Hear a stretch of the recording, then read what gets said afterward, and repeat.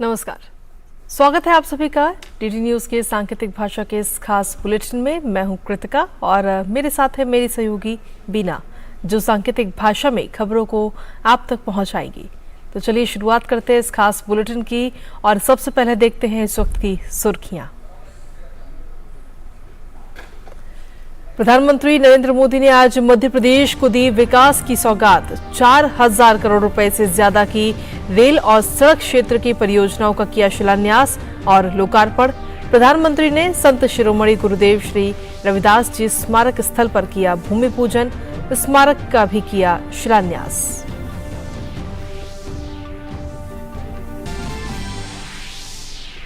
प्रधानमंत्री नरेंद्र मोदी ने video conferencing के माध्यम से पश्चिम बंगाल में आयोजित क्षेत्रीय पंचायती राज परिषद को किया संबोधित। विपक्ष को घेरते हुए कहा, ये लोग अविश्वास प्रस्ताव पर वोटिंग से डरे, हमने संसद में उनके अविश्वास प्रस्ताव को हराया। मणिपुर मुद्दे पर सदन में विपक्ष पर चर्चा से भागने का भी लगाया आरोप। ममता सरकार को निशाने पर लेते हुए बताया, बंगाल में है तोलाबाजों की फौज। भारत की अध्यक्षता में G20 की भ्रष्टाचार विरोधी मंत्री स्तरीय बैठक का कोलकाता में आयोजन। प्रधानमंत्री नरेंद्र मोदी ने अपने वीडियो संदेश में बताया, भ्रष्टाचार का सबसे अधिक प्रभाव गरीबों और हाशिए पर रहने वाले लोगों पर पड़ा। भारत में भ्रष्टाचार के खिलाफ सरकार की जीरो टॉलरेंस की नीति।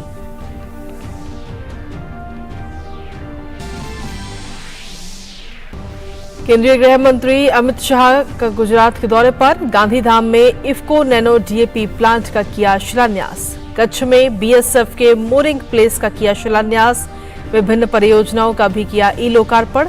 भुज जेल के कैदियों के साथ अमृत महोत्सव संबंधी कार्यक्रम फ्रीडम एट 75 पे होंगे शामिल।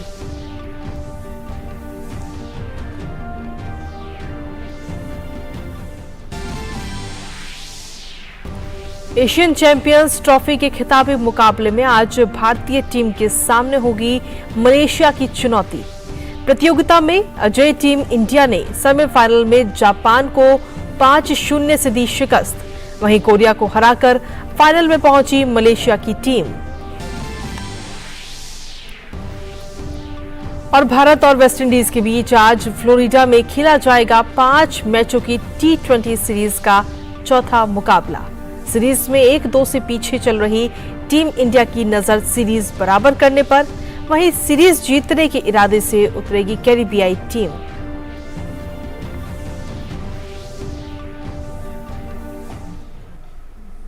और हेडलाइंस के बाद चलिए अब खबरों में विस्तार से बात करते हैं। मध्य प्रदेश के सागर जिले में प्रधानमंत्री नरेंद्र मोदी ने कई विकास परियोजनाओं की शुरुआत करने से पहले संत शिरोमणि रविदास को नमन किया। संत रविदास की जीवनी और मंदिर की प्रतिकृति प्रधानमंत्री को भेंट की गई। वहीं प्रधानमंत्री मोदी ने सागर में कई विकास कार्यों का शिलान्यास और उद्घाटन भी किया। इस मौके पर प्रधानमंत्री ने अपने संबोधन में कहा कि देश की साझी समृद्धि को और समृद्ध करने के लिए संतों की कृपा से भूमि पूजन का ये अवसर उन्हें मिला है। उन्होंने कहा कि वो काशी के सांसद हैं और ये उनके लिए दोहरी खुशी का अवसर है। साथ ही पीएम ने कहा कि आज शिलान्यास किया है, आगे लोकार्पण के लिए भी वो जरूर आएंगे।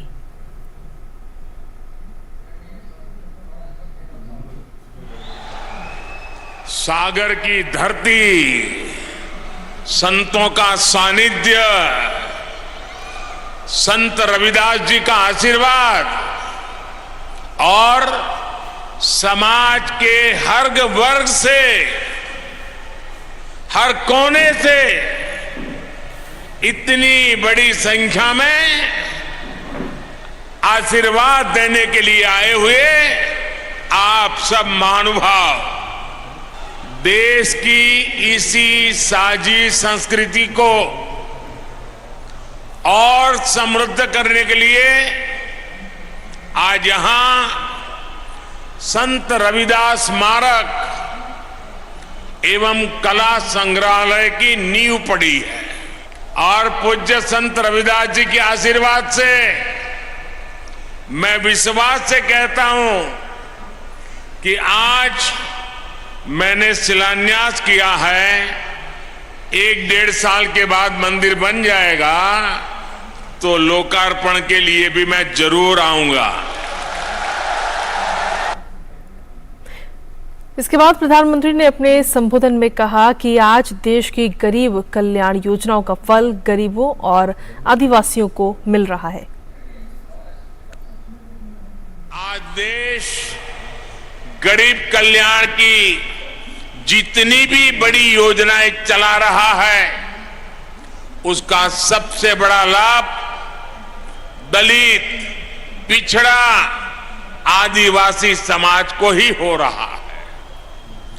आप सब अच्छे से जानते हैं, पहले की सरकारों के समय जो योजनाएं आती थी वो चुनावी मौसम के हिसाब से आती थी, लेकिन हमारी सोच है कि जीवन के हर पड़ाव पर देश दलित, वंचित, पिछड़े, आदिवासी, महिलाएं, इन सब के साथ खड़ा हो, हम उनकी आशाओं, आकांक्षाओं को सहारा दें। वहीं प्रधानमंत्री ने कहा कि उस काल में मुगलों के उत्पीड़न से समाज जूझ रहा था। संत रविदास जी समाज को संगठित कर रहे थे, उसकी बुराइयों से लड़ना सिखा रहे थे। जब हमारी आस्थाओं पर हमले हो रहे थे, हमारी पहचान मिटाने के लिए हम पर पाबंदियां लगाई जा रही थी, तब रविदास जी ने कहा था, उस समय मुगलों के कालखंड में ये हिम्मत देखिए, ये राष्ट्रभक्ति देखिए। रविदास जी ने कहा था, पराधीनता पाप है, जान लेहु रे मीत, रविदास पराधीन सो कौन करे है प्रीत। यानी पराधीनता सबसे बड़ा पाप है। प्रधानमंत्री नरेंद्र मोदी शनिवार को मध्य प्रदेश के सागर के बड़तूमा पहुंचे। प्रधानमंत्री ने 14वीं सदी के समाज सुधारक संत शिरोमणि गुरुदेव श्री रविदास जी को समर्पित 100 करोड़ रुपए की लागत से बनने वाले संत रविदास मंदिर का भूमि पूजन किया। 100 करोड़ रुपए से अधिक की लागत से 11.25 एकड़ से ज्यादा क्षेत्रफल में संत शिरोमणि गुरुदेव श्री रविदास जी स्मारक का निर्माण किया जाएगा। इस भव्य स्मारक में संत शिरोमणि गुरुदेव श्री रविदास जी के जीवन, दर्शन और शिक्षाओं को प्रदर्शित करने के लिए एक प्रभावशाली कला संग्रहालय और कला दीर्घा भी होगी। इसमें स्मारक पर आने वाले श्रद्धालुओं के लिए भक्त निवास, भोजनालय आदि सुविधाएं भी उपलब्ध होंगी। अब बात करते हैं G20 की।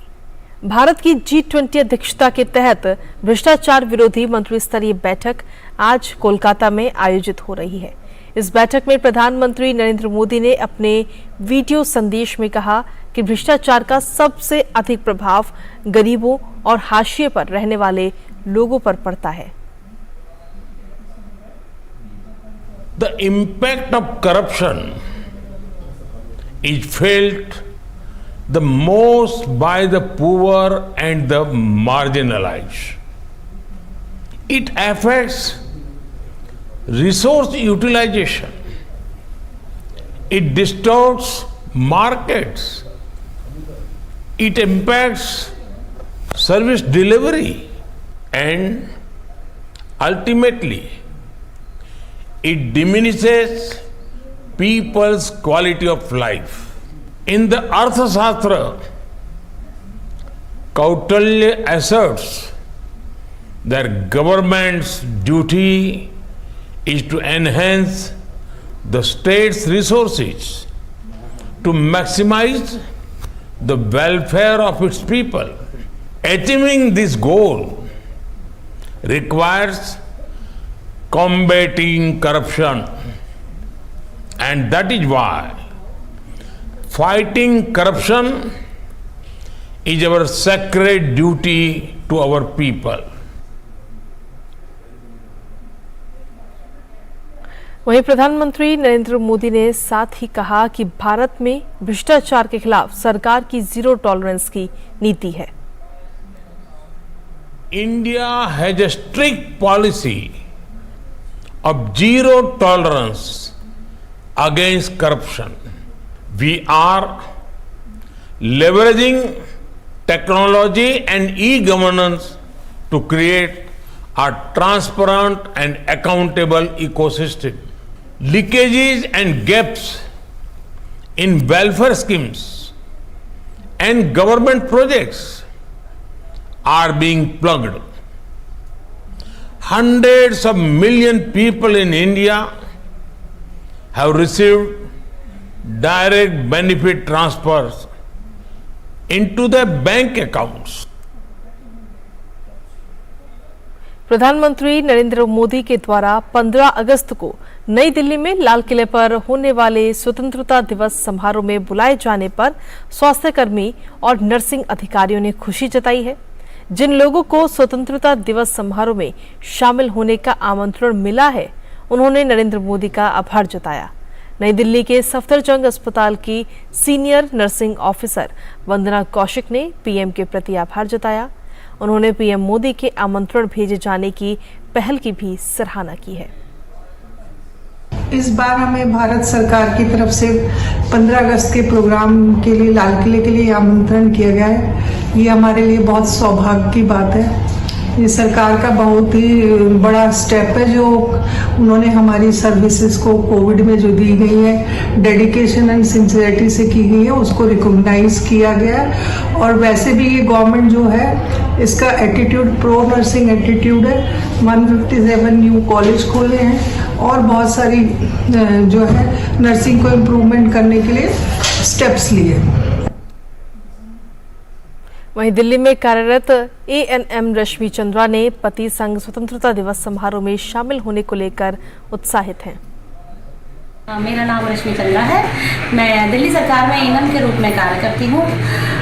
इस बार 15 अगस्त के उपलक्ष्य में प्रधानमंत्री मोदी जी की तरफ से हम नर्सिंग ऑफिसर्स को आमंत्रित किया गया है और मैं इस बात के लिए अपने आप को बहुत सौभाग्यशाली मानती हूँ और प्रधानमंत्री मोदी जी का बहुत बहुत तहे दिल से धन्यवाद करती हूँ।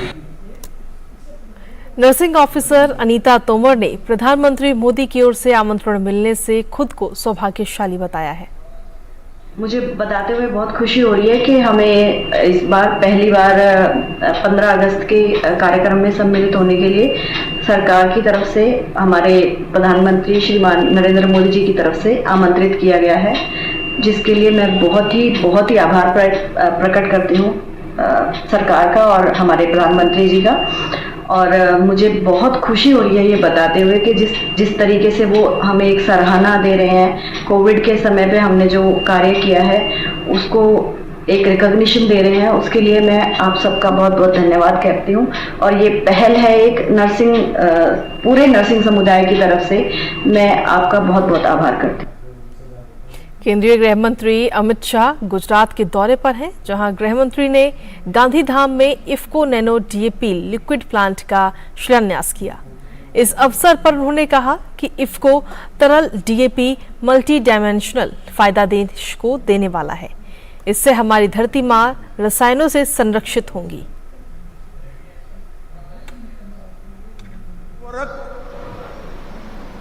मल्टी डायमेंशनल फायदा देश के अर्थतंत्र और कृषि क्षेत्र को देने वाला है। नैनो यूरिया तरल से हमारी धरती माता संरक्षित होगी, इसके अंदर केमिकल का जहर नहीं घुलेगा, इसकी उर्वरकता बरकरार रहेगी और आने वाले दिनों में जो किसान धरती की उर्वरकता कम होने का एक बहुत बड़ा चैलेंज फेस कर रहा है, वो चुनौती से उसको मुक्ति मिलेगी। गुजरात दौरे पर गए केंद्रीय गृह मंत्री अमित शाह ने कच्छ के कोटेश्वर में बीएसएफ मोरिंग प्लेस की आधारशिला रखी। इस दौरान उन्होंने विधिवत पूजा अर्चना की। साथ ही उन्होंने कई विकास परियोजनाओं का ई शिलान्यास भी किया। इस अवसर पर गृह मंत्री ने कहा कि करीब 250 करोड़ की लागत से एक अत्याधुनिक यूनिट तैयार होगी। मूरिंग प्लेस कोटेश्वर का भूमि पूजन और शिलान्यास हुआ। लगभग 250 करोड़ की लागत से यहां पर प्रशासनिक complex, officer mess, canteen, parade ground, training centre, जल यानों की मरम्मत और इनकी आपूर्ति के लिए वर्कशॉप, एक अत्याधुनिक यूनिट यहां पर बनाया गया है। इसके बाद उन्होंने कहा कि ओपी टावर के बनने से पाकिस्तान की ओर से हो रही हर छोटी बड़ी गतिविधि पर पैनी नजर रखी जा सकेगी। सीडिया मोड़ BR-बेट लिंक रोड का भी अभी हमने उद्घाटन किया। लगभग 28 किलोमीटर लंबा स्ट्रेटेजिक रोड 101 करोड़ की लागत से बना है और एक ओपी टावर 1164 का भी अभी उद्घाटन हुआ। लगभग 9.5 मीटर ऊंचे इस टावर में आधुनिक से आधुनिक कैमरे लगे हैं जो पाकिस्तान की ओर से होती हुई छोटी से छोटी बारीक मूवमेंट को कैप्चर कर हमारे सुरक्षा प्रहरियों को समाचार पहुंचाएगा। भाजपा ने आज विपक्ष पर एक बार फिर से जमकर निशाना साधा। बीजेपी के वरिष्ठ नेता रविशंकर प्रसाद ने कहा कि विपक्ष सदन में लगातार हंगामा करता रहा, उन्होंने सदन नहीं चलने दिया और फिर आरोप लगाते हैं कि सरकार बोलने नहीं देती। विपक्ष को अपनी बात कहनी चाहिए और यह भी जरूरी है कि विपक्ष को सत्ता पक्ष की बात सुननी भी चाहिए।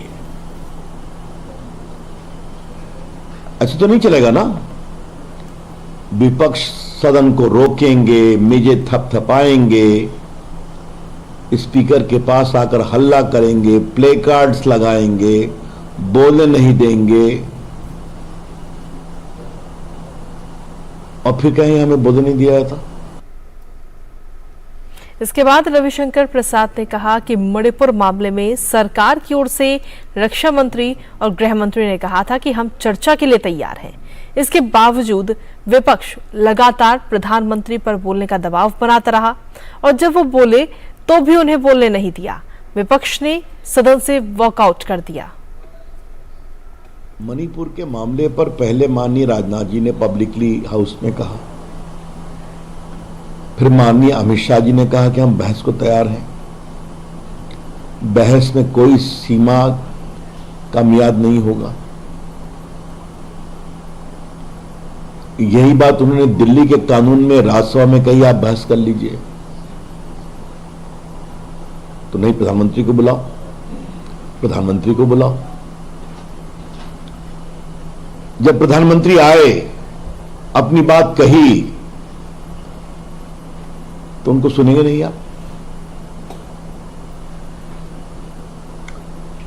तो आप दूसरे को सुनेंगे नहीं, प्रधानमंत्री को बोलने में टोका टोकी करेंगे और फिर वॉकआउट कर जाएंगे और कहेंगे कि हमें बोलने नहीं दिया जाता। असम के कई हिस्सों में जारी भारी बारिश के चलते 7 जिलों में लगभग 40,000 से ज्यादा लोग बाढ़ से प्रभावित हैं। चराईदेव, दरांग, धेमाजी, डिब्रूगढ़, लाघाट, जोरहाट, शिवसागर में बाढ़ का कहर जारी है। वहीं असम राज्य आपदा प्रबंधन प्राधिकरण के अनुसार पिछले 24 घंटों में डिब्रूगढ़ से एक मौत की भी सूचना मिली है। शिवसागर में दिसांग और दिखोफ और निमाटी घाट में ब्रह्मपुत्र खतरे के निशान से ऊपर बह रही है। 18 राजस्व मंडलों में लगभग 259 गांव प्रभावित हैं। धेमाजी और शिवसागर जिले में नावों के माध्यम से 293 लोगों को निकाला गया। राहत सामग्री वितरित करने के लिए कल 30 राहत वितरण केंद्र भी खोले गए।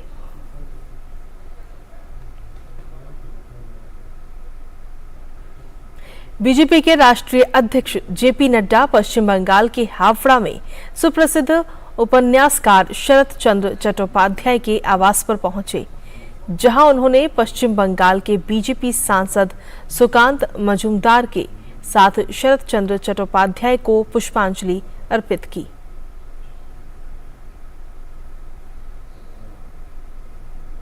संस्कृति मंत्रालय के द्वारा आजादी का अमृत महोत्सव कार्यक्रम के तहत आगामी 13 से 15 अगस्त तक पूरे देश में हर घर तिरंगा अभियान चलाया जाएगा।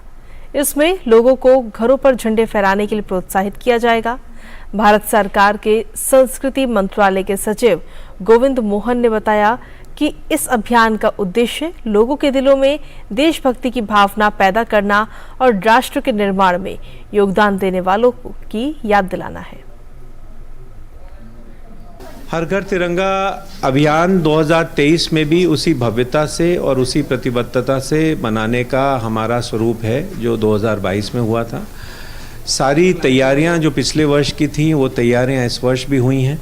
हमने कपड़ा मंत्रालय के माध्यम से सभी राज्यों को, सभी संघ प्रदेशों को झंडों की आपूर्ति सुनिश्चित की है और इस बार पोस्ट ऑफिसेज के माध्यम में पिछले वर्ष की 1 करोड़ की तुलना में लगभग 2.5 करोड़ तिरंगों को पोस्ट ऑफिस के सारे चैनल्स में हमने सप्लाई किया है, जिससे कि वहाँ जो लोग भी खरीदना चाहते हैं तिरंगे वो पोस्ट ऑफिस से खरीद सकें।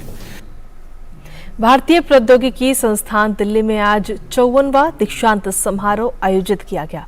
इस दौरान 2350 से ज्यादा छात्रों को डिग्री और डिप्लोमा प्रदान किए गए, जिनमें से 355 छात्रों को पीएचडी डिग्री प्रदान की गई। उत्कृष्ट प्रदर्शन करने वाले छात्रों को मेडल देकर सम्मानित किया गया। साथ ही संस्थान के कुछ प्रतिष्ठित पूर्व छात्रों को इस अवसर पर एल्यूमनी पुरस्कार से भी सम्मानित किया गया। आईआईटी दिल्ली के निदेशक रंगन बनर्जी ने इस मौके पर कहा कि आईआईटी दिल्ली के अबू धाबी स्थित पहले अंतर्राष्ट्रीय कैंपस में अगले साल से पाठ्यक्रम की शुरुआत हो जाएगी। साथ ही उन्होंने कहा कि अबू धाबी स्थित कैंपस एक शोध केंद्रित कैंपस होगा जो यूएई में रिसर्च इकोसिस्टम को बढ़ावा देने में योगदान देगा। दिल्ली में स्वतंत्रता दिवस के अवसर पर 15 अगस्त को दिल्ली से होकर गुजरने वाली या दिल्ली पहुंचने वाली कई रेलगाड़ियों के मार्गों में परिवर्तन किया गया है। राजधानी में स्वतंत्रता दिवस के अवसर पर होने वाले समारोह की सुरक्षा को ध्यान में रखते हुए रेलवे ने 15 अगस्त को दिल्ली से होकर गुजरने वाली या दिल्ली पहुंचने वाली कई रेलगाड़ियों के मार्गों में परिवर्तन किया है। कई रेलगाड़ियों को अस्थायी तौर पर रद्द करने और कुछ रेलगाड़ियों को रोककर चलाने का भी निर्णय लिया गया है। जम्मू कश्मीर के श्रीनगर एयरबेस पर भारतीय वायुसेना ने मिग-21 विमानों की जगह मिग-29 यूपीजी विमानों को तैनात कर दिया है। इसी साल जनवरी में आधुनिक उन्नत मिग-29 यूपीजी विमानों को कश्मीर घाटी में तैनात किया गया था। भारतीय वायुसेना के pilot squadron leader Shivam Rana ने कहा कि ये विमान रणनीतिक रूप से बेहतर है और बेहतर एवियोनिक्स और लंबी दूरी की मिसाइलों से सुसज्जित है। 29 is a versatile multi-role combat aircraft. Its capability includes the night vision capable cockpit, as well as it has increased fuel capacity, including the air-to-air refueling. We have also included the air-to-ground armament, which was not included earlier. Obviously, the biggest capability of this aircraft is are the pilots who are handpicked at the training stage to fly and train in this fleet to fly this lethal aircraft. Uttarakhand के पहाड़ों पर हो रही भारी बारिश से मैदानी इलाकों में भी नदियां उफान पर हैं। रामगंगा नदी में जलस्तर बढ़ने के बाद कई इलाके जलमग्न हो गए, जिससे स्थानीय लोगों को खासी दिक्कत का सामना करना पड़ रहा है।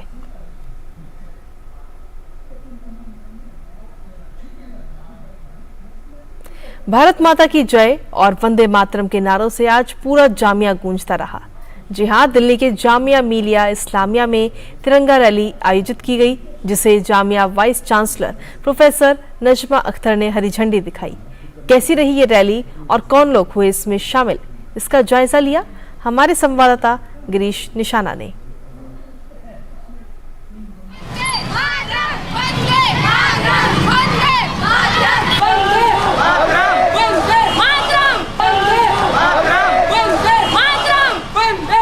जामिया मिलिया इस्लामिया में तिरंगा रैली का आयोजन किया गया है। किस तरह की ये रैली आयोजित की गई है, इस पर ज़्यादा बात करने के लिए हमारे साथ मौजूद हैं जामिया मिलिया इस्लामिया की वाइस चांसलर और Padma Shri colonel professor Najma Akhtar. Ma'am किस तरह की रैली निकाल रहे हैं आप?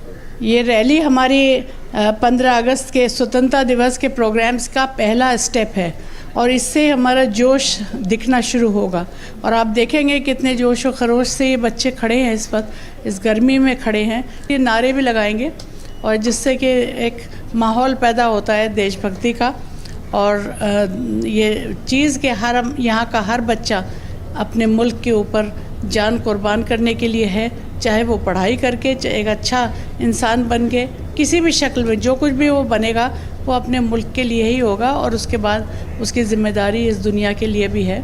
जामिया में आयोजित इस तिरंगा रैली में एनसीसी कैडेट भी काफ़ी सक्रिय रूप से भूमिका निभा रहे हैं। किस तरह का संदेश दे रहे हैं आप? प्रधानमंत्री मोदी जी ने हर घर तिरंगा फहराने का अनुरोध किया था। इसी के उपलक्ष्य में आज 12 अगस्त को जामिया मिलिया इस्लामिया यूनिवर्सिटी ने तिरंगा रैली का आयोजन किया है। You can see the tricolors in the hands of every cadet that represents what our Prime Minister said. Har Ghar Tiranga, the spirit and the love of us toward our nation. That is seen by everyone. बहुत ही अच्छा लग रहा है यहाँ पर और यही सब देशभक्ति के लिए कर रहे हैं। स्कूली छात्राएं भी हैं, बात करते हैं। आप बताइए किस तरह का संदेश दे रहे हैं आप यात्रा में निकल के? हम इंडिया को सपोर्ट करना चाहते हैं ताकि हमारा इंडिया और आगे जाके अच्छा कर सके। सबको ये बताना चाहते हैं कि हमारा देश जब से आज़ाद हुआ है तो हम कितने खुश हैं, हमें अपनी स्वतंत्रता कितनी प्यारी है। तो हमारे अंदर ये जज्बा है वो देश के लिए, चाहे हम पढ़ाई के लाइन में आगे जाएं, यूपीएससी करें या अगर देश के लिए अगर हमको सीमा पर भी जाना पड़े तो हम इसके लिए तैयार हैं। मेरी सांसों पर तुम्हारा अनगिनत एहसान है, तेरी खुशहाली रहे कहता मेरा ईमान है, और मेरी सांसों में तिरंगे की बुलंदी की दुआ, मेरे हिंदुस्तान तुझ पर जान भी कुर्बान है। जब मुल्क के लिए हमें अपनी जान, हमें अपने माल और खुद अपने आप को कुर्बान करने की बारी आएगी, हम उसके लिए भी तैयार हैं। अपनी रैली के माध्यम से एकता का संदेश दे रहे हैं, अपने दिल में तिरंगा को लहराए रखें। हिंदुस्तान जिंदाबाद। देशभक्ति के नारों से गुंजायमान रहा जामिया मिलिया इस्लामिया विश्वविद्यालय। यहाँ एनसीसी कैडेट, एनएसएस वॉलंटियर और जो सामान्य विद्यार्थी हैं वो इस रैली में हिस्सा लेते नजर आए और हर किसी के जुबान पे था भारत माता की जय, वंदे मातरम, हिंदुस्तान की जय। कैमरामैन जयपाल सिंह के साथ गिरीश निशाना, डीडी न्यूज, दिल्ली। और इसी के साथ फिलहाल हमारे साथ इस खास बुलेटिन में इतना ही। मुझे, मेरी सहयोगी बीना और मेरी पूरी टीम को दीजिए इजाजत। नमस्कार।